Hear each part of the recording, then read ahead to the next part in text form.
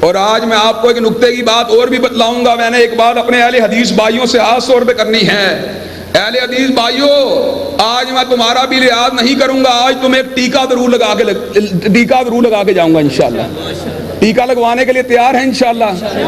حضرات ذرا میری بات کو توجہ کے ساتھ سنیے. اہل حدیثوں، تم نے مناظرے کیے. کس کس موضوع پہ مناظرے کیے؟ تم نے رفع الدین پہ مناظرہ کیا حناف کے ساتھ. تم نے طلاق ثلاثہ پہ مناظرہ کیا دیوبندیوں کے ساتھ. تم نے حلالے کے اوپر فتاوا، تم نے حلالے کے اوپر مناظرہ کیا علماء بریلی کے ساتھ. تم نے مسئلہ امامت پہ مناظرہ کیا علماء اثنا عشریہ کے ساتھ. کس لیے کیا؟ اس لیے کہ تمہارا عقیدہ یہ تھا دین آقا کی بات کا نام ہے. لیکن یہ مناظرے کہاں پہ ہوئے؟ یہ مناظرے مسجد کے اندر ہوئے. یہ مناظرے کہاں پہ ہوئے؟ مدرسے کے اندر ہوئے. لیکن اہل حدیثوں، جو بات آج میں تمہیں کہنا چاہتا ہوں وہ یہ ہے، آقا صرف مسجد کا امام نہیں بلکہ آقا کون ہے؟ لقد کان لکم فی رسول اللہ اسوۃ حسنہ. حضور علیہ السلام مسجد کے بھی امام ہیں، بازار کے بھی امام. حضور علیہ السلام حلیے کے بھی امام ہیں، لباس کے بھی امام، تہذیب کے بھی امام ہیں، تمدن کے بھی امام، آئین کے بھی امام ہیں، قانون کے بھی امام. اسی طرح اس جلسے کے بھی امام ہیں اور اسمبلی کے بھی امام. جو حضور کی امامت کو مسجد میں مانتا ہے، بازار میں نہیں مانتا. حضور کی امامت کو جلسے میں مانتا ہے، ایوان میں نہیں مانتا.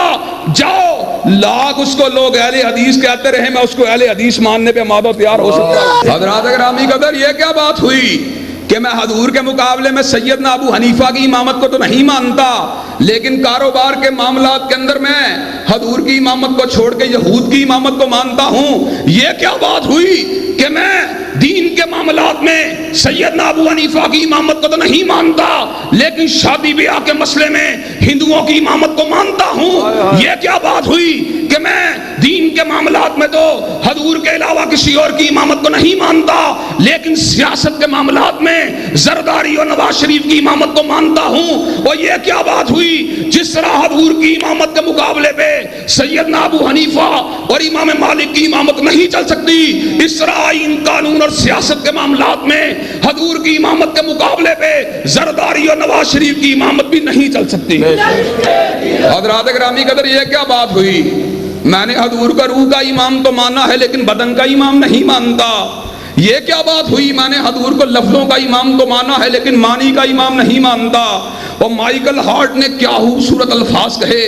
اس نے کہا محمد کا نمبر کائنات میں پہلے ہے. کہا وجہ کیا ہے؟ کہا وہ دین کا بھی امام ہے، دنیا کا بھی امام ہے، روح کا بھی امام ہے، بدن کا بھی امام ہے، لفظوں کا بھی امام ہے، معنی کا بھی امام ہے، فرد کا بھی امام ہے، اجتماع کا بھی امام ہے، نجی زندگی کا بھی امام ہے، ظاہری زندگی کا بھی امام ہے، باطنی زندگی کا بھی امام ہے، ظاہری کا بھی امام ہے، حلوت کا بھی امام ہے، جلوت کا بھی امام ہے، گھر کا بھی امام ہے، منبر کا بھی امام ہے، مسجد کا بھی امام ہے، ریاست کا بھی امام ہے.